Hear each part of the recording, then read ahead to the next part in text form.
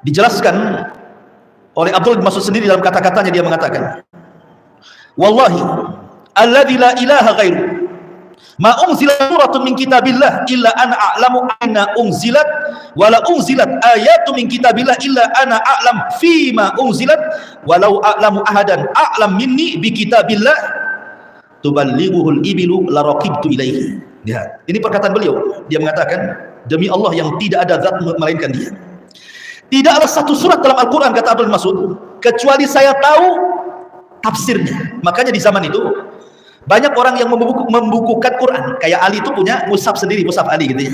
Ubay bin Ka'ab punya mushaf sendiri. Kemudian Zaid punya mushaf sendiri. Tetapi Abdullah ibn Mas'ud punya mushaf, bukan hanya lafaz Al-Quran yang dia catat, tafsir-tafsirnya dia catat. Jadi punya mushaf itu pas dengan tafsir-tafsirnya. Makanya dia wajar mengatakan, tidaklah satu surat dalam Al-Quran kecuali saya tahu di mana turunnya. Dan tidaklah Al-Quran diturunkan kecuali saya tahu untuk siapa Quran itu diturunkan. Dan dalam perkara apa Quran itu diturunkan. Sebab kalau saya di sana ada sahabat yang lebih pakar dariku dalam Al-Quran, dan aku bisa sanggup menuju dia, ku datangi dia dan aku bertanya soal Quran. Sampai seperti itu Abdullah bin Mas'ud radhiyallahu anhu. Makanya wajar kalau seandainya dia adalah salah seorang sahabat yang direkomendasikan diambil Qurannya. Saking pakarnya Al-Quran ini. Jadi Rasulullah SAW pernah memanggil Abdullah bin Mas'ud radhiyallahu anhu untuk dibacakan Al-Quran. Dia mengatakan, wahai Abdullah bin Mas'ud, bacakan kepadaku Quran. Kata Abdullah bin Mas'ud, ya Rasulullah, macam mana aku akan bacakan untuk Quran sementara Quran akan turun kepadamu? Tapi Rasul mengatakan, sudah baca saja. Akhirnya dibacalah oleh Abdullah bin Mas'ud. Dia langsung memilih suratul Nisa.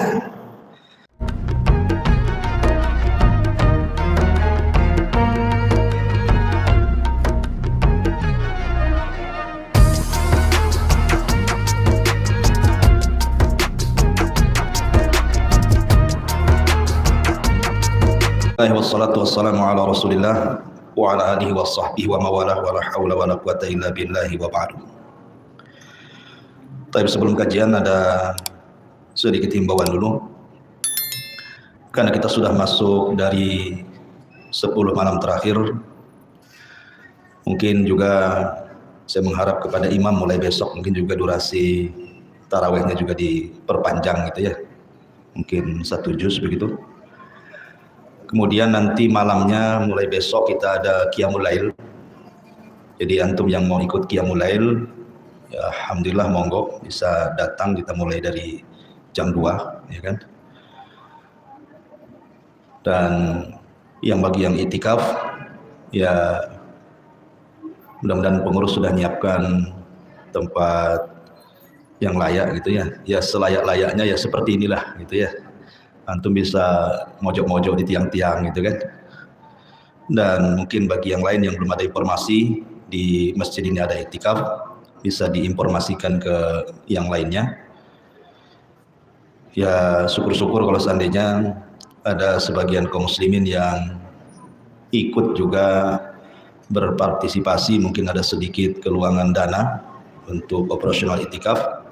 Itu kalau ada gitu ya. Kalau tidak ada insyaallah kami dari Nidaul Ilmi sudah mempersiapkan semampu kami untuk konsumsi baik buka bersama ataupun makan sahur. Itu himbauan saja. Tapi kita mulai kajian kita. Mungkin 10 hari ke depan kita akan membahas biografi para ulama. Tentu kita mulai dari biografi para sahabat Nabi SAW, karena mereka adalah manusia terbaik yang mungkin setiap kisahnya itu banyak ibrah dan pelajaran bagi kehidupan kita selama hidup di permukaan bumi ini. Ma'asyiral muslimin yang dimuliakan Allah Subhanahu wa taala. Kalau kita melihat kehidupan para sahabat Rasul, di sana ada al-asyaratu al-mubashshiruna bil jannah. Ada sahabat-sahabat dari 10 sahabat yang dijanjikan masuk surga. Ma'ruf diantaranya Abu Bakar, Umar, Uthman, Ali, kemudian Zubair bin Awam, Sa'd bin Abi Waqqas, Abu Ubaidah bin Jarrah, Talhah ibn Ubaidillah, Abdurrahman ibn Auf, dan juga Sa'd bin Zaid. Mungkin kisah-kisahnya sudah ma'ruf. Saya ingin mengisahkan kisah lain tentang sahabat-sahabat yang dijamin masuk surga tapi tidak masuk dalam satu redaksi hadis di antara 10 sahabat yang dijanjikan masuk surga. Artinya sahabat-sahabat yang dijanjikan masuk surga ini bukan hanya 10, tapi banyak, tapi tidak disebutkan dalam satu redaksi hadis. Kalau yang 10 ini kan disebutkan dalam satu redaksi hadis. Dan mereka adalah pemimpin-pemimpin pilihan. Mereka calon khalifah-khalifah yang mumpuni di bidangnya. Terutama Khulafaur Rasyidin Abu Bakar, Umar, Ali dan juga Utsman, ma'ruf, yang biografinya luar biasa. Tapi saya ingin mengkisahkan sahabat yang lain yang tidak termasuk dalam kategori al-asyaratu al-mubashshiruna bil jannah. Siapa mereka? Sahabat-sahabat yang atas lisan Rasul mereka juga dijanjikan masuk surga. Sahabat yang pertama yang kita akan kisahkan adalah seorang sahabat yang sangat faqih, pakar Quran dan juga pakar hadis Nabi sallallahu alaihi wasallam. Dialah Abu Abdurrahman Abdullah ibn Mas'ud radhiyallahu anhu, atau kunyahnya disebut Ibnu Ummi Abdin. Siapa Abdullah ibn Mas'ud ini? Bagaimana masuk Islamnya? Bagaimana jasanya dalam Islam? Bagaimana keterlibatannya di dalam memperjuangkan Islam? Bagaimana pula setelah wafatnya Nabi SAW? Apa yang ia lakukan selama di kota Madinah dan di kota-kota yang lain yang dia berdakwah di situ sampai kepada bagaimana wafatnya? Tentu ini kisah yang panjang, tapi saya akan singkat sesingkat-singkatnya karena juga waktu. Ma'asyiral muslimin yang dimuliakan Allah Subhanahu wa taala. Abdullah ibn Mas'ud radhiyallahu an, dia adalah seorang sahabat Rasul termasuk as-sabiqun al-awwalun, orang-orang yang awal-awal masuk Islam. Artinya bahwa dia diutamakan dengan orang-orang yang awal-awal, karena bagaimanapun yang awal-awal itu lebih utama dibandingkan yang setelahnya. Makanya Allah menyebutnya dalam surah At-Taubah ayat 100, as-sabiqunal awwalun minal muhajirin wal ansar walladzina tabauhum bi ihsan radhiyallahu anhum wa radu'an. Dan orang-orang yang awal-awal dari kalangan muhajirin dan ansar dan orang-orang yang mengikuti mereka tentu dengan baik cara pengikutannya, maka Allah akan redha kepada mereka, mereka pun redha kepada Allah. Artinya as-sabiqul awwalun itu dipuji dalam Al-Quran atas lisan Allah sendiri dalam kalamnya surah At-Taubah ayat 100 itu. Kemudian juga lisan Nabi SAW, khairun nas qarni, sebaik-baik generasi adalah generasi diriku dan juga para sahabatku. Bahkan Nabi SAW menjadikan generasi para sahabat itu sebagai pengganti dirinya setelah wafatnya, dari amannya manusia terjerumus dari kesesatan. Makanya Nabi SAW mengatakan, wa ana amanatun li ashabi, saya ini pengaman sahabatku. Selama aku ada, kata Rasul, tidak mungkin sesat sahabat. Tetapi kata Nabi SAW, ketika aku sudah tiada, maka aku serahkan umat ini kepada sahabatku. Kemudian Rasul mengatakan, wa ashabi amanatun li ummati, dan sahabat itu pengaman bagi umatku. Selama masih ada sahabat walaupun satu orang saja, umat ini masih aman dari kesesatan. Tetapi kata Rasul, fa idza dhahaba ashabi ata ummati matubat. Tapi kalau sahabatku sudah meninggal semuanya, jaga-jaga umat ini pasti akan tersesat. Dan betul, setelah para sahabat meninggal dunia, muncul banyak firqah yang kemudian menjadi sempalan Islam, menyesatkan manusia dan juga membuat manusia bingung dari hidayah Allah Subhanahu wa taala. Jadi Abdullah ibn Mas'ud adalah seorang sahabat yang termasuk as-sabiqun al-awwalun fil Islam. Kemudian dia juga seorang yang faqih, cerdas. Makanya nanti di zaman Khalifah Umar, dia dijadikan mufti, pemberi fatwa. Karena kecerdasannya Abdullah bin Mas'ud sampai dipercaya oleh Abu Bakar, Umar dan juga Utsman untuk menjadi mufti, pemberi fatwa. Kemudian juga dia adalah salah seorang rawi hadis. Banyak hadis yang diriwayatkan oleh Abdullah bin Mas'ud yang dicantumkan di beberapa kitab mukharrij, baik dalam Sahih Bukhari, Sahih Muslim dan kitab-kitab sunan, banyak meriwayatkan hadis dari Abdullah bin Mas'ud radhiyallahu anhu. Dan dia adalah sahibun na'li, An-Nabi SAW, dia pemilik sandal Nabi. Jadi kemana-mana dia itu tukang ngelepas sandal Nabi dan memasangkan sandal Nabi. Luar biasa dia. Jadi kemana-mana dia bawa sandal tuh. Jadi kalau Nabi hendak safar, kemudian dipasangkan. Kalau Nabi hendak berhenti, dicopotnya sandal itu. Sampai-sampai dijelaskan dia sebagai sahibun na'lain Nabi sallallahu alaihi wasallam, dan siwaknya. Jadi tukang pegang siwak. Kalau Rasul mau nyiwak itu dikasih, kalau selesai diambil lagi. Dia pemegang pasta giginya Nabi. Zaman dulu nggak ada Pepsodent ya. Nggak ada, ya pakai siwak lah zaman dulu ya. Kemudian juga dia seorang sahabat yang hijrah 2 kali. Artinya kalau sudah hijrah 2 kali itu mengalami tekanan tuh, mengalami ta'dzim. Bagaimana azabnya orang-orang musyrik kepada Abdullah bin Mas'ud sampai dia hijrah ke Habasyah dan juga ke Madinah. Artinya orang-orang yang hijrah ke Habasyah itu di permulaan itu luar biasa sahabat yang dapat penekanan dalam dakwahnya. Karena mereka sudah tidak sanggup lagi tinggal di kota Mekah. Makanya Nabi SAW, karena banyaknya sahabat yang merengek ingin hijrah dari Mekah, kata Nabi SAW, kalau kalian hendak hijrah, hijrahlah ke Habasyah. Habasyah itu ada malikun adil lam yadlim ahadan. Ada seorang raja adil, tidak pernah zalim pada siapapun dari rakyatnya. Pergi ke sana. Menunjukkan bahwa ternyata di negara orang kafir sendiri terkadang ada raja yang adil. Tetapi terkadang di negara Islam sendiri pemimpinnya tidak adil kan gitu. Tetapi Islam sendiri sebenarnya mengajarkan keadilan. Berarti kalau negara Islam pemimpinnya tidak adil, dia tidak mengikuti konsep Islam. Nah, Nabi SAW mengarahkan sahabat itu untuk hijrah ke Habasyah. Habasyah itu jauh ikhwan, melewati banyak negara. Zaman dulu bukan pakai helikopter, bukan pakai pesawat, bukan pakai kereta, paling tinggi pakai unta. Berhari-hari, berbulan-bulan baru sampai gitu ya. Mereka harus menghadapi sulitnya padang pasir, panasnya padang pasir, belum lagi para perompak padang pasir. Banyak rintangan, tetapi Allah melindungi mereka. Kemudian juga dia juga sahabat yang pernah menjumpai 2 kiblat. Artinya 2 kiblat itu kan pertama diwajibkan salat kepada para sahabat. 6 bulan pertama kan kiblatnya masih mengarah ke Baitul Maqdis. Tapi Nabi SAW benci, tidak mau. Alasannya karena tasyabuh dengan orang Yahudi. Maka Rasul meminta kepada agar kiblat kaum muslimin dipalingkan supaya menyelisih mereka. Baru setelah 6 bulan dipalingkan ke Baitul Al-Haram. Maka Abdullah bin Mas'ud mendapatkan pengalihan 2 kiblat itu. Kemudian juga Abdullah bin Mas'ud radhiyallahu an di zaman Umar dan juga Utsman menjadi qudhat, menjadi qadhi, menjadi mufti yang memberi fatwa kepada kaum muslimin. Itu secara garis besar Abdullah bin Mas'ud radhiyallahu an. Baik, kita urut bagaimana Islamnya. Ada yang mengatakan bahwa sebelum Nabi SAW punya markas dakwah seperti Darul Ilmi ini kan, orang berkumpul berdakwah, mengaji di sini gitu ya. Maka di zaman Rasul juga ada markas namanya Darul Arqam. Darul Arqam itu, jadi rumah Arqam, Darul Arqam itu adalah markas tempat tarbiyah Rasul untuk para sahabat. Lah sebelum terbentuk adanya Darul Arqam itu, Abdullah bin Mas'ud sudah masuk duluan, maksudnya ke dalam Islam. Dan ada yang mengatakan dia adalah orang yang ke-7 setelah 6 orang sahabat sebelumnya masuk Islam. Lah Abdullah ibn Mas'ud ini orang ke-7 yang masuk Islam. Nah, luar biasa itu, berarti orang awal-awal memang ya, karena orang ke-7 masalahnya. Dan kita bisa bayangkan orang ke-7 berarti sahabat itu masih sedikit, sementara di hadapannya bahaya dari orang-orang kafir Quraisy yang luar biasa itu memberikan penekanan. Berarti kita bisa bayangkan bagaimana susahnya kehidupan Abdullah bin Mas'ud di permulaan Islam itu.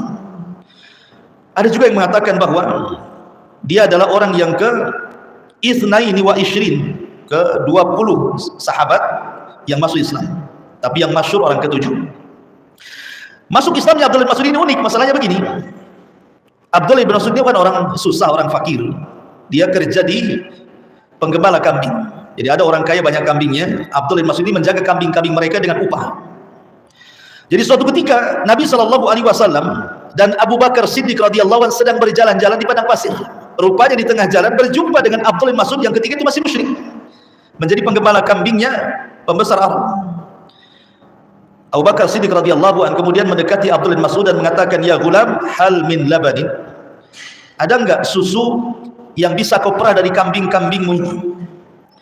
Kemudian kata Abdullah bin Mas'ud mengatakan, "Na'am ya, walakinni mu'tamanun." Tetapi masalahnya ini kambing bukan kambingku. Aku bisa saja kasihkan air susu itu. Tapi masalahnya kambing itu kan bukan kambingku, ini kambing tuanku. Aku harus minta izin dulu kan itu. Tetapi kemudian dia mengatakan, Abu Bakar, fahal min syatin lam yanju alaihal fahlu. Ya sudah, gini saja, kalau memang begitu saya pinjam kambing, yang kambing ini tidak mengeluarkan air susu, artinya kambingnya masih perawan. Biasanya kan kambing kalau mengeluarkan susu harus punya anak kan begitu ya. Baru keluar air susunya, kalau nggak punya anak kan nggak ada air susunya. Kata Abu Bakar, ya sudah kalau begitu datangkan kepadaku kambing yang perawan. Akhirnya kemudian dia pun mendatangkan kambing itu. Kemudian Nabi SAW di samping Abu Bakar mengusap kambing itu dengan sekali usapan. Dan mukjizat Rasul SAW, tiba-tiba susunya, tetenya penuh dengan susu, padahal kambing perawan. Akhirnya kemudian diperahnya, kemudian diminumnya. Abu Bakar minum, Rasul minum, Abdul Mas'ud pun minum. Masalahnya Abdul Mas'ud heran, kok kayak sulap gitu loh bahasa kita ya. Ini kambing nggak mungkin mengeluarkan susu. Kenapa diusap Rasul jadi keluar susu kan gitu? Macam sulap saja ini. Jadi Abdul Mas'ud mengatakan heran dan mengatakan, wahai Abu Bakar, wahai Muhammad, bisa nggak kau ajarkan ilmu itu untukku, katanya. Maksudnya biar enak kalau pengen air susu diusap aja kan, keluar susunya gitu. Jadi Abdul Mas'ud meminta kepada Rasul, bisa nggak kau ajarkan ilmu itu kepadaku, katanya. Tetapi kemudian kata Nabi SAW memuji Abdul Mas'ud, innaka gulam mu'allam, engkau anak muda yang cerdas, kau belajar. Kalau begitu kau datang ke rumahku, katanya. Akhirnya kemudian setelah beberapa waktu, Abdullah bin Mas'ud masih terngiang dengan peristiwa itu. Dia ingin belajar masalahnya. Lah kemudian setelah itu Abdullah bin Mas'ud mendatangi rumah Nabi SAW, berjumpa dengan Rasul Abu Bakar. Kemudian Abdullah bin Mas'ud menagih janji Rasul yang akan mengajarkan perkara itu. Tapi Nabi SAW kemudian menjelaskan tentang siapa posisinya. Itu mukjizat, tidak bisa diajarkan kan itu. Kemudian dibacakan beberapa ayat-ayat Al-Quran. Kemudian diajak masuk Islam. Akhirnya Abdullah bin Mas'ud pun, dia pun masuk Islam sebab pengen diajari itu. Akhirnya dia pun masuk Islam di tangan Nabi SAW, bahkan ibundanya pun diajak masuk Islam, sehingga dia dan ibunya adalah menjadi dua sahabat Nabi SAW di zamannya. Ma'asyiral muslimin yang dimuliakan Allah Azza wa Jalla, Abdullah bin Mas'ud ini orangnya kurus sekali, ceking bahasa kita ya. Jadi tulangnya itu hanya dilipat daging saja, nggak kayak anak ini kan gemuk gitu. Yang gemuk-gemuk banyak itu. Abdullah bin Mas'ud ini ceking orangnya.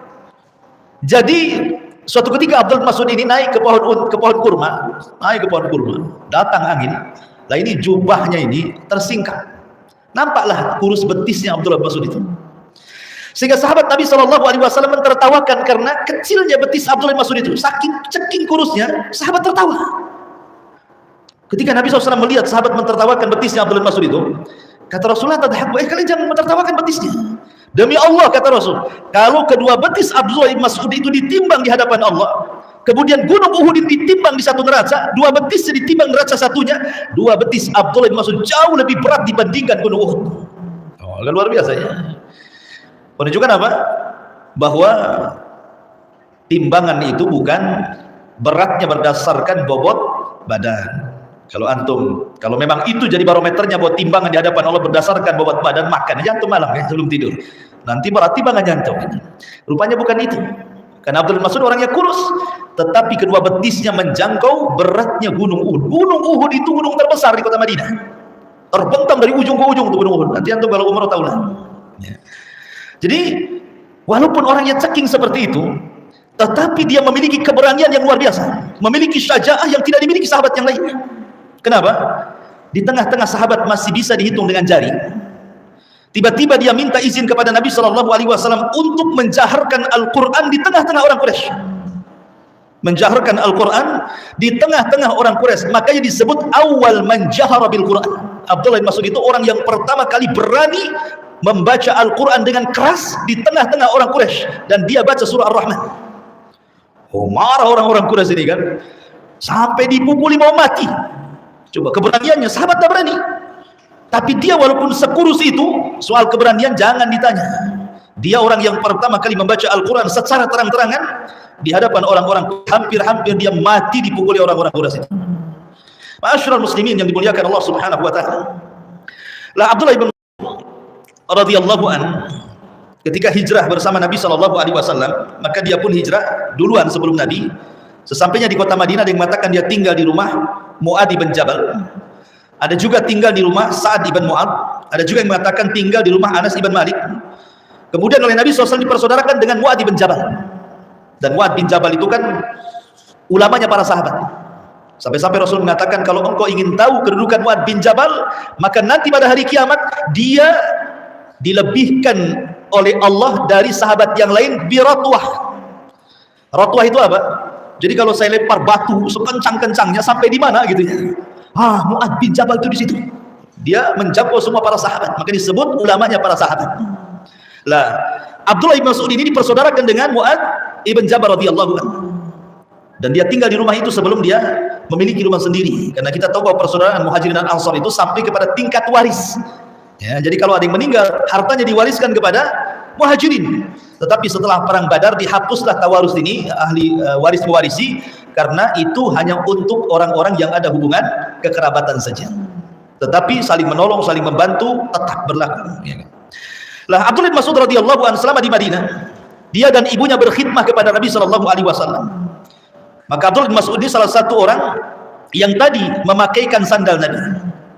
Kemudian kalau Rasul pergi, maka dia membawa tongkatnya.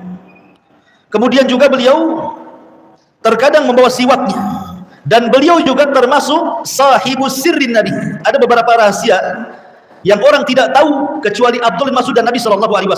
Termasuk juga dia sahibus sada. Jadi dia yang suka ngampar tikar. Kalau Rasul sedang safar bersama dia, maka dia ngampar tikar. Rasul istirahat di situ. Setelah itu digulung lagi gitu ya. Jadi betul-betul kehidupan Abdullah bin Mas'ud tidak lepas dari Nabi. Coba bayangkan, itu masalah alat-alat yang memang tidak lepas daripada seorang gitu ya. Siwak, sandal, kasur, kasur lipat tuh safar kalau istirahat gitu ya. Tongkat dan begitu seterusnya. Itu yang bawa Abdullah bin Mas'ud, termasuk juga menyediakan tempat wudu.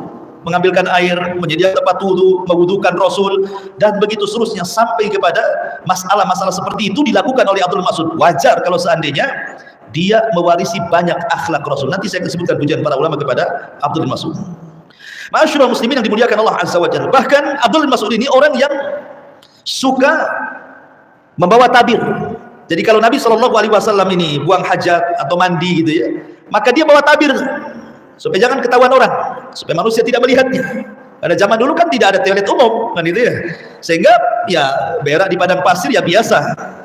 Bahkan pengalaman saya waktu belajar di Yaman, di Bedetobian itu orang-orang Baduy ya, orang-orang Baduy itu mereka kalau buang hajat nih di beberapa tempat, jadi buang hajat di sini sampai penuh, nanti pindah lagi sampai penuh, pindah lagi sampai penuh, nanti balik lagi sudah kering nih, di situ lagi kering-kering saja. Jadi ya mereka begitu kehidupan mereka. Sementara air susah, ya kebanyakan ya istijmar lah menggunakan batu. Dan saya pengalaman itu. Jadi kalau nelpon itu kan jauh tuh, dari markas ke tempat telepon itu kan harus ke bukit. Itu ada 2 kilo tuh kita jalan kaki. Nanti di atas bukit itu pun darjahnya, sinyalnya itu enggak full, cuma 1. Sinyalnya cuma 1, itu pun tidak sembarang di atas bukit ada semua, hanya ada di beberapa tempat, ada 2 tempat kalau tidak salah, itu pun diberikan semacam kayu sama orang Baduy, kayak gini diletakkan kayu, jadi handphonenya diletakkan di kayu gini, telepon diletakkan di kayu gini. Itu pun harus loudspeaker, kalau begini susah lah, harus loudspeaker kan gitu, sementara ngantri orang mau nelpon di belakang. Jadi tidak bisa untuk canda-canda dengan istri, sayang-sayangan, nampaklah kedengaran seorang belakang, ya perlu-perlu saja lah nelpon itu ya. Jadi di sana susah sinyal zaman itu, zaman sekarang mungkin Telkomsel sudah sampai sana kan itu. Artinya bahwa jadi Abdullah bin Mas'ud itu tuh kan menghalangi membawa tabir kalau Rasul sedang buang hajat ataupun mandi. Termasuk dia juga suka membangunkan Rasul ya. Kemudian juga dia juga suka kemana-mana bersama Nabi. Rasul suka kalau ditemani Abdullah bin Mas'ud itu, karena pelayanannya yang luar biasa kepada Nabi sallallahu alaihi wasallam. Dan jangan tanya, semua peperangan pernah dilalui oleh Abdullah bin Mas'ud. Bahkan ketika terbunuhnya Abu Jahal, ingat Abu Jahal itu yang menghina Abdullah ibn Mas'ud ketika Mekah. Jadi suatu ketika Abu Bakar dan Abdullah bin Mas'ud ini sedang jalan, di tengah jalan berjumpa dengan Abu Jahal. Kemudian Abu Jahal mengatakan kepada Abu Bakar, "Ya Abu Bakar, kamu kok jarang duduk-duduk bersama kami lagi, cerita-cerita lah gimana gitu. Kok sekarang sudah jarang? Apa karena engkau sudah berada di atas agama Muhammad sehingga kau malas duduk bersama kami?" Maka Abdullah bin Mas'ud, Abu Bakar mengatakan, "Ya, sebab itu aku tidak mau duduk di tempat-tempat kalian." Marahlah Abu Jahal. Ketika marah Abu Jahal, Abdullah bin Mas'ud ini hendak membalas, tapi oleh Abu Bakar dipegang jangan. Tahu Abdullah bin Mas'ud mau membalas di ucapannya Abu Jahal. Abu Jahal marah dan mengatakan, "Ya ruwai'il ghanam." Direndahkan, bukan ra'il ghanam. Ruwai itu isim tasghir itu. "Hei penggembala kambing kecil, aku akan bicara kepada orang-orang kaya supaya kau tidak diterima jadi pekerja." Di stop ekonominya sama Abu Jahal itu. Makanya ketika perang Badar, Abu Jahal dihinakan oleh Allah Subhanahu wa taala karena dibunuh oleh 2 anak-anak, Mu'adz dan Mu'awid. Mu'adz dan Mu'awid 2 anak Afrah. Itu anak kecil. Masa seorang jenderal dibunuh anak kecil? Ini kan penghinaan dalam peperangan. Tetapi ketika kemudian disabat oleh dua anak Afro ini, Mu'ad dan Mu'awid, Abu Jahal belum mati, masih terbaring itu, sedang sakaratul maut. Datang Abdullah ibn Mas'ud, dialah yang menghabisi Abu Jahal itu. Dia menghabisi Abu Jahal. Abdullah ibn Mas'ud radhiyallahu anhu. Kemudian Abdullah ibn Mas'ud juga termasuk dalam perang Uhud, luar biasa, di antara 4 sahabat yang tidak bergeming melindungi Nabi sallallahu alaihi wasallam. Sehingga setelah wafatnya Nabi sallallahu alaihi wasallam, banyak peperangan yang dialami oleh Abdullah ibn Mas'ud, salah satunya perang Yarmuk yang ma'ruf terkenal gitu ya, perang Yarmuk. Kemudian juga dia menjadi ketua pembagian ghanimah dalam peperangan itu. Nah, termasuk juga di zaman Abu Bakar dan Umar, dia menjadi mufti. Bahkan di zaman Umar itu dikirim ke Himsa. Ke Himsa itu kalau sekarang ini Halab, Suriah yang hancur gara-gara dibombardir itu. Jadi dikirim ke Suriah dan menjadi sebuah mufti besar di sana. Jadi Umar mengirim dua orang, satu Abu Musa al-Asy'ari, satu mengirim Abdullah bin Mas'ud. Abu Musa menjadi gubernurnya, kemudian tukang fatwanya Abdullah bin Mas'ud radhiyallahu anhu. Dan subhanallah, dia sangat dicintai oleh ahli Himsa. Sehingga ketika Umar meninggal di zaman Utsman meminta agar Abdullah bin Mas'ud berhenti jabatan hakimnya di Himsa dan pulang ke Madinah dan mengajari penduduk Madinah Al-Quran. Itu orang Himsa tidak mau, meminta agar Abdullah bin Mas'ud tetap di Suriah. Tetapi Abdullah bin Mas'ud mengatakan, bagus perkataannya, dia mengatakan, innalahu alayya haqqut ta'ah. Enggak bisa, aku ini punya ketaatan kepada pemimpin. Kalau sudah pemimpin mengatakan aku harus pindah, ya pindah. Kemudian dia mengatakan, innaha satakunu umurun wa fitan. Kalau aku tolak, pasti terjadi fitnah nantinya. Fala uhibbu an akuna awal man fataha. Dan saya tidak mau gara-gara penolakan dari Utsman bin Affan, aku pula orang yang pertama kali membuka pintu fitnah dia. Dari sini penting, kita tidak boleh memberontak pemerintah. Ya, demonstrasi dalam rangka menjatuhkan pemerintah itu fitnah. Lihat ucapan Abdullah bin Mas'ud kan. Makanya tradisi-tradisi demonstrasi yang niatnya menjatuhkan pemerintah yang sah itu adalah sifat-sifat khawarij. Sifatnya orang khawarij. Makanya Nabi SAW selama pemimpin ini masih muslim, masih mau sholat, kita taat. Wajib as-sam'u wa ta'ah. Kecuali kalau mereka kufur. Itu pun kufrun bawahan. Kufur-kufurnya jelas. Dan sampai kepada mereka sultan. Artinya sampai kepada mereka hujah. Boleh kita memberontak dengan melihat masalah dan mafsadah. Kalau mafsadahnya lebih besar, tidak boleh. Tapi kalau maslahatnya besar, maka tidak ada mengapa. Kalau jelas-jelas pemimpin kita kafir dan terang-terangan kekafirannya. Alhamdulillah kita diberikan pemimpin yang muslim, ya, yang masih sholat, kadang menampakkan di media kan, masih sholat. Alhamdulillah. Makanya ketika Hasan al-Basri rahimahullah ta'ala, Hasan al-Basri ini salah satu orang yang mengatakan khawarij itu beramal karunia. Ada seseorang yang sangat mengidolakan orang-orang khawarij. Ingat, orang-orang khawarij di zaman dulu beda gitu ya. Betul-betul yang bergabung di antara orang-orang khawarij itu mereka pakar-pakar Quran. Orang-orang yang hafal Quran yang bergabung dengan orang-orang khawarij itu. Makanya yang membunuh Ali radhiyallahu anhu pun Abdurrahman bin Mulzam itu seorang penghafal Quran dan memiliki suara terbaik. Yang membunuh Utsman itu mengalungkan Al-Quran di dadanya dan mengatakan sesungguhnya Al-Quran ini yang memerintahkan untuk membunuh kamu karena engkau tidak beriman dengan Al-Quran. Itu di hadapan Utsman mengatakan seperti itu. Padahal Utsman orang yang paling cinta dengan Quran. Pernah dia menghatamkan Quran dalam 1 rakaat witir. Dituduh tidak mengamalkan Al-Quran dan dibunuh karena alasan Quran. Kurang aja. Gitu orang-orang Khawarij itu ya. Ma'asyiral muslimin yang dimuliakan Allah Azza wa Jalla. Makanya Hasan al-Basri mengatakan kepada orang yang cinta dengan orang Khawarij itu, mereka beramal bukan karena akhirat. Orang ini berdiri dan mengatakan, ya Imam, bagaimana tidak? Mereka beramal untuk akhirat. Mereka keluar dari rumah-rumah mereka. Mereka tidak pun dengan keluarga. Mereka siap menyerahkan hartanya, menyerahkan jiwanya dalam perang. Kalau bukan karena Allah, karena apa katanya? Baik, kata Hasan al-Basri, ini hujah yang kuat. Kata Hasan al-Basri, saya tanya, apakah pemerintah kalian melarang kalian sholat? Tidak. Apakah pemerintah kalian melarang kalian puasa? Tidak. Apakah pemerintah kalian melarang haji? Tidak juga. Apakah pemerintah kalian melarang membaca Al-Quran? Tidak. Apakah pemerintah kalian melarang menggunakan atribut-atribut Islam? Tidak. Kalau pemerintah tidak melarang sholat, tidak melarang puasa, tidak melarang haji, tidak melarang ini itu, lalu apa gunanya Anda merobohkan pemerintah? Bukankah itu yang Anda cari? Bukankah itu yang Anda cari kan? Anda bisa sholat, Anda bisa puasa, Anda bisa haji, Anda tenang bekerja. Itu kan yang kita cari. Tiba-tiba kemudian Anda membuat tidak aman. Kalau bukan karena dunia, karena apa? Kalau karena akhirat, itu yang kita cari. Sholat, zakat, puasa, haji, itu yang kita cari. Pemerintah tidak melarang. Kenapa kalian memberontak kepada pemerintah? Nah, gitu maksudnya. Maka kita tanya kepada mereka, orang-orang yang mendemo itu pemerintah supaya turun pemerintah itu. Kita katakan kepada mereka, apakah pemerintah kita membubarkan sholat 5 waktu, sholat tarawih? Tidak juga. Apakah pemerintah melarang kita puasa Ramadan? Tidak kan? Apa pemerintah kemudian melarang kita haji? Tidak juga, kecuali karena COVID kemarin kan itu. Apakah Anda tidak bisa baca Quran? Bisa. Berzikir bisa. Silaturahim bisa. Semua bisa. Bahkan hukum waris di pengadilan agama itu kombinasi hukum Islam. Lalu apa yang Anda cari? Kenapa harus merobohkan pemerintah kan gitu? Jadi ini juga bisa dijadikan hujah oleh kita dari dalilnya Hasan Al-Basri rahimahullah ketika membantah orang-orang Khawarij. Maka di sini kata Abdullah bin Mas'ud, saya tidak mungkin menolak perintah Utsman. Sebab kalau ternyata saya menolak, berarti saya yang pertama membuka pintu fitnah, dan saya tidak suka saya orang yang pertama membukanya.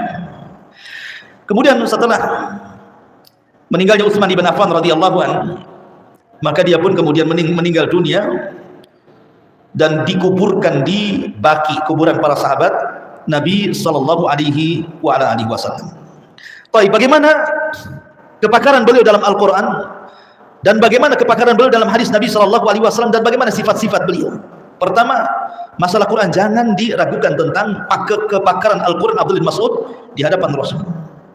Bahkan dijelaskan oleh Abdullah bin Mas'ud sendiri dalam kata-katanya, dia mengatakan, "Wallahi alladzi la ilaha ghairu ma unzilat suratun min kitabillah illa ana a'lamu aina unzilat wala unzilat ayatun min kitabillah illa ana a'lam fima unzilat walau a'lamu ahadan a'lam minni bi kitabillah tuballighuhul ibilu la raqibtu ilaihi." Lihat, ini perkataan beliau. Dia mengatakan, demi Allah yang tidak ada zat melainkan dia, tidaklah satu surat dalam Al-Quran, kata Abdul Mas'ud, kecuali saya tahu tafsirnya. Makanya di zaman itu banyak orang yang membukukan Quran. Kayak Ali itu punya mushaf sendiri, mushaf Ali gitu ya. Ubay bin Ka'ab punya mushaf sendiri. Kemudian Zaid punya mushaf sendiri. Tetapi Abdullah ibn Mas'ud punya mushaf, bukan hanya lafaz Al-Quran yang dia catat, tafsir-tafsirnya dia catat. Jadi punya mushaf itu pas dengan tafsir-tafsirnya. Makanya dia wajar mengatakan, tidaklah satu surat dalam Al-Quran kecuali saya tahu di mana turunnya. Dan tidaklah Al-Quran diturunkan kecuali saya tahu untuk siapa Quran itu diturunkan.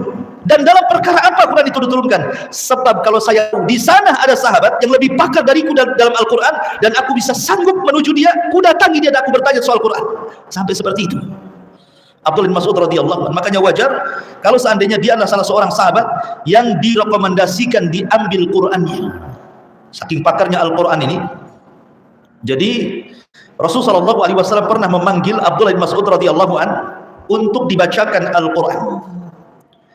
Dia mengatakan, wahai Abdullah bin Mas'ud, bacakan kepadaku Quran. Kata Abdullah bin Mas'ud, ya Rasulullah, macam mana aku akan bacakan untuk Quran sementara Quran kan turun kepadamu? Tapi Rasul mengatakan, sudah baca saja. Akhirnya dibacalah oleh Abdullah bin Mas'ud. Dia langsung memilih suratul Nisa. Setelah suratul Nisa sampai kepada ayat yang menyinggung perasaan Rasul, fa kaifa idza ji'na min kulli ummatin bisyahid wa ji'na bika ala haula'i syahida. Menangis Rasul dan mengatakan, cukup wahai Abdul Mas'ud. Kata Rasul, sungguh aku melihat air mata berlinang dari pipi Rasul dan membasahi janggutnya. Jadi Rasul sampai meminta kepada Abdul Mas'ud membacakan Al-Quran, dan Rasul tidak pernah meminta kepada sahabat yang lainnya. Bahkan suatu ketika Nabi sedang pulang dari safar bersama Abu Bakar dan Umar, lewat di jidran Masjid Nabawi, di tembok Masjid Nabawi. Masjid Nabawi itu kan separuh ruangan tertutup, separuh ruangan ke langit. Ya, kayak gini nih, bawahnya tertutup, sebelah sananya ke langit gitu ya. Jadi Rasul itu lewat belakang, rupanya di balik tiang ada orang yang mengaji, sungguh indah bacaannya, suaranya indah. Dari sini menunjukkan bahwa Quran itu indah dan akan semakin indah kalau yang membacanya memiliki suara indah. Makanya Rasul mengatakan, malam yataghanna bil Quran falaysa minni. Orang yang tidak melanggamkan Al-Quran, maksudnya memerdukan suara Al-Quran, bukan termasuk umat, bukan termasuk. Maka kalau baca Quran itu pelajari juga lagunya, tapi jangan kemudian sampai lari dari tajwidnya, makhrajnya, dan yang berkaitan dengan makhraj huruf. Karena ada orang yang keasikan lagu, akhirnya panjang pendeknya nggak peduli itu. Tapi langgamnya harus langgam Arab. Nggak bisa langgam Jawa, langgam Melayu, langgam Batak, Madura apalagi. Nggak bisa, harus langgam Arab. Ya. Karena Al-Quran itu punya langgam sendiri. Jibril saja mengajarkan kepada Nabi SAW sab'atu ahruf. Sab'atu ahruf itu artinya 7 bahasa Quran. Lahannya orang Arab itu kan berbeda-beda. Makanya ada wadduha, ada wadduhe, gitu kan. Karena memang Orang Arab sendiri antara lahjah Mesir dengan lajnah Syam dengan lahjah Saudi itu berbeda-beda. Makanya Jibril sampai mengajarkan sab'atu ahruf, 9 lahjah. Ya kan? Karena masing-masing daerah itu berbeda-beda lahjahnya. Makanya ketika Umar bin Khattab radhiyallahu anhu, ada seorang sahabat, dia membaca dengan lahjah berbeda, disalahkan sama Umar bin Khattab. Enggak benar kau baca Quran itu katanya. Akhirnya keduanya menghadap Rasul. Kata Nabi SAW ketika Umar mengadukan Rasul, orang ini bacaannya aneh katanya. Kata Rasul, kalau begitu bacakan. Setelah dibaca, kata Rasul, sadaqta, kau benar. Sebenarnya seindah-indah suara kamu katanya. Sekarang kau Umar baca, Umar membaca seperti lahjahnya orang Madinah, kata Rasul, kau juga benar. Gitu ya. Jadi kita tidak bisa kemudian saling menyalahkan lahjah kan gitu ya. Seperti makanya kemudian ada qolun, ada hafaz, ada macam-macam kan dalam qiraah itu kan. Jangan langsung disalahkan karena orang tidak pernah membaca wadduha. Imam apa ini katanya? Wadduha lah katanya. Karena tidak sampai lahjahnya ke dia. Kan itu ya. Maka ini juga penting, orang kalau nggak paham qiraah ketika baca qiraah yang lain jadi aneh jadinya. Lah Abdullah bin Mas'ud itu memang dipakarkan dalam Al-Quran luar biasa. Sampai ketika selesai baca Quran, Rasul sampai ngomong sama Abu Bakar dan Umar, Abu Bakar dan Umar, mau aku kasih tahu? Kata Nabi SAW, masarrahu an yasma'al Qur'ana ghaddan tariyan kama unzil falyaqra ala ibni ummi abdi. Hei Abu Bakar, Umar, kalau engkau ingin mendengar suara Jibril yang indah itu saat menurunkan wahyu kepadaku, suaranya sama dengan Abdullah bin Mas'ud. Sampai kamu begitu. Kalau ingin kau tahu suara Jibril, perdengarkan suara ibnu ummi abdi, maksudnya Abdullah bin Mas'ud itu. Sampai suaranya disejajarkan dengan suara Jibril, kan luar biasa. Memang kepakarannya luar biasa. Adapun dalam masalah bidang hadis wala haraj, ceritakan sesukanya. Dia mengambil setelah Nabi SAW memang dia mengambil hadis dari Umar, dari Abu Bakar, dari Sa'ad bin Mu'ad, Fad ibn Asad dan banyak lagi. Tapi lihat anaknya, Abdullah ibn Abbas murid dia, Abdullah ibn Umar murid dia, Abu Musa al-Ash'ari murid dia, Imran bin Husain murid dia, Abdullah ibn Zubair murid dia, Jabir bin Abdullah, Anas ibn Malik, Abu Sa'id al-Khudri, Abu Hurairah sendiri murid dia. Jadi banyak para sahabat yang mengambil hadis, Abu Rafi, Abu Umamah, Al-Qamah, Al-Aswad ibn Nakhai, Masruq ibn Ajda, dan banyak deretan para sahabat menjadi murid-murid Abdullah bin Mas'ud dalam bidang hadis. Maka wajar dalam bab, kalau antum belajar hadis itu ada namanya al-jarh wa ta'dil, ya, pembahasan al-jarh wa ta'dil. Jarh itu mencela seorang perawi karena mungkin kadzib, dusta. Ta'dil itu artinya memuji karena kebenarannya, karena kejujurannya. Sampai-sampai Abdullah bin Mas'ud radhiyallahu anhu disepakati oleh Bukhari Muslim dalam sahih keduanya 64 hadis muttafaqun alaih. Dan ingat Imam Bukhari tidak sembarang mengambil hadis, ya kan? Dia harus ketemu dalam satu zaman. Kalau Imam Muslim tidak perlu, yang penting satu zaman dan orang yang thiqah diambil. Kalau Imam Bukhari nggak mau, ketemu dulu baru saya ambil hadisnya. Beda Imam Bukhari itu. Kalau Imam Muslim tidak perlu, yang penting satu zaman. Kemudian juga ada namanya Musnad Baqi ibn Mikhlad. Atau tahu Baqi ibn Mikhlad ini ceritanya menakjubkan. Bayangkan Baqi ibn Mikhlad dia orang Andalus. Tempat Imam Ibn Hazm. Dia berangkat ke mana? Ke Baghdad menemui Imam Ahmad ibn Hanbal ingin belajar. Dia harus melewati 4 negara. Di zaman itu sudah bertahun-tahun dia dari Andalus sampai ke Baghdad. Rupanya Imam Ahmad sedang dipenjara oleh Khalifah Mu'tasim. Aduh, jauh-jauh udah bertahun-tahun saya ingin berjumpa Imam Ahmad. Rupanya di penjara pula lah orangnya katanya. Akhirnya dia punya siasat. Apa? Dilepas baju talabul ilminya, nggak pakai jubah, nggak pakai serban, ambilnya baju compang-camping kayak orang gila, kayak pengemis, kemudian pura-pura meminta ke rumahnya Imam Ahmad. Karena Imam Ahmad kan penjara rumahan. Kalau pengemis datang nggak apa-apa, tapi kalau talabul ilmi datang nggak bisa. Jadi dia pura-pura jadi pengemis di Baqi bin Mikhlad ini. Pura-pura assalamualaikum, minta ya imam, minta gitu, dibukakan. Kemudian dibisikkan, ya imam, saya bukan pengemis, saya pengemis hadis katanya. Cepat bacakan hadisku padaku katanya, sebelum mereka tahu ketangkap nanti aku katanya. Jadi setiap hari pura-pura jadi pengemis. Kan Imam Ahmad itu kan juga kaya gitu ya.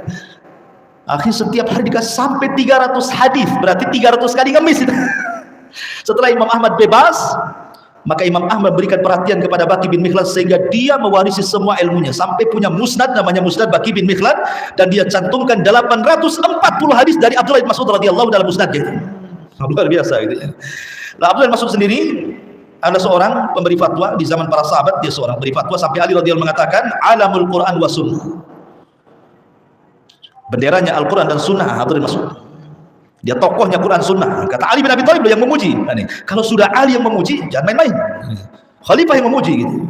Kemudian juga Mu'adz bin Jabal radhiyallahu anhu mewasiatkan para sahabat. Sampai-sampai Mu'adz bin Jabal mengatakan iltamisul ilma an inda arba'atin. Carilah ilmu ke 4 orang. Jangan cari yang lainnya.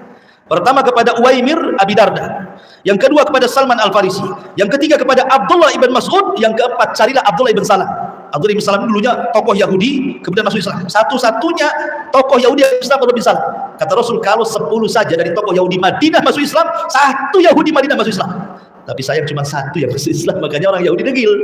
Hanya bisa dihitung dengan jari sampai wafatnya Rasul yang masuk Islam. Beda dengan orang Nasrani, ribuan bisa masuk Islam, terutama Nasrani Najran di zaman Nabi SAW. Bahkan Abu Musa Al-Asy'ari suatu ketika dia berfatwa dengan fatwa yang sama, menyelisih fatwanya Abdullah bin Mas'ud. Karena malu, merasa kecil ilmu dia dengan Abdullah bin Mas'ud, maka dia mengatakan, la tas'aluni an syai'in ma dama hadzal habru baina adhurikum. Jangan tanya soal ilmu kepadaku kalau orang ini masih hidup, katanya. Itu Abu Musa Al-Asy'ari, sahabat luar biasa. Abu Musa Al-Asy'ari, pakar Quran juga dia, sahabat besar. Orang Yaman dapat masuk Islam itu karena hidayah beliau dan Mu'adz bin Jabal. Tetapi dia mengatakan, selama ada Abdullah bin Mas'ud, jangan tanya agama sama saya. Oh, kalau sekarang tidak, baru guru TPQ saja ditanya langsung jawab. Harus tanya lah yang lebih alim, itu kan tawa tuh gitu. Ini langsung dijawab. Sebentar, rupanya nengok Google dulu. Apa pertanyaannya diketik, keluar semua. Kadang-kadang nggak disaring isi Google itu apa. Entah siapa yang jawab, itulah dia pernah disampaikan. Sesat menyesatkan pula orang. Intinya bahwa Abdullah bin Mas'ud radhiyallahu anhu mewarisi banyak sifat Rasul, sampai yang terakhir saya bacakan perkataan Hudzaifah bin Yaman, ma'alamu ahadan aqrabu samtan wala hadiyan wala dalan min Rasulillah sallallahu alaihi wasallam hatta yuwariyahu jidara baitihi min ibni abdin walaqad alimal mahfuduna min ashabi Nabi sallallahu alaihi wasallam anna ibna ummi abdin min aqrabihim ila Allah wasilatan yaumil qiyamah. Kata Hudzaifah bin Yaman, saya tidak tahu seorang pun yang lebih dekat akhlaknya dengan Rasul, petunjuknya dengan Rasul, tawadhunya dengan Rasul, kecuali orang yang ada di rumah ini. Maksudnya disyaratkan kepada Ibnu Ummi Abdin, maksudnya Abdullah ibn Mas'ud. Dan sungguh orang-orang yang terpercaya di zaman Rasul tidak pernah meragukan Ibnu Ummi Abdin, bahkan dia orang yang paling dekat kepada Allah, wasilah pada hari kiamat. Bahkan seorang Abu Darda radhiyallahu anhu mengatakan, ma taraka ba'dahu mithla. Setelah Rasul meninggal, tidak ada yang seperti Rasul kecuali Abdullah ibn Mas'ud radhiyallahu an. Abdullah ibn Mas'ud, mudah-mudahan manfaatnya dan kita bisa petik pelajarannya. Subhanallah, bihamdika asyhadu an la ilaha illa anta astaghfiruka wa atubu ilaik. Allahu ta'ala. Assalamualaikum warahmatullahi wabarakatuh.